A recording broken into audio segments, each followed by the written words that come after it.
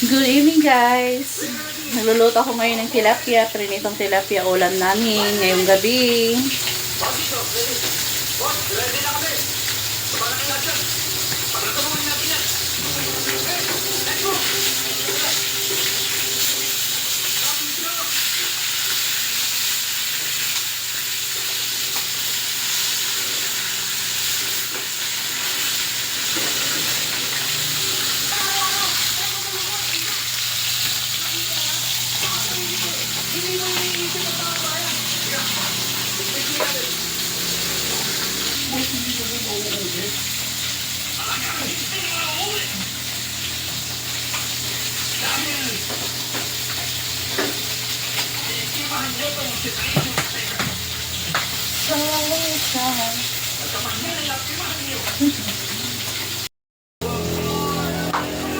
Ayan guys, luto na yung mga tilapia. Thank you po sa nagbigay.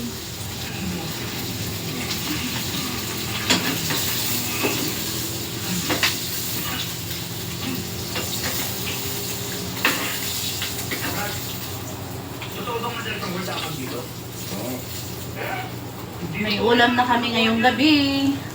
Tilapia na maliliit. Masarap to kahit maliliit. Huwag ismuli ng maliit.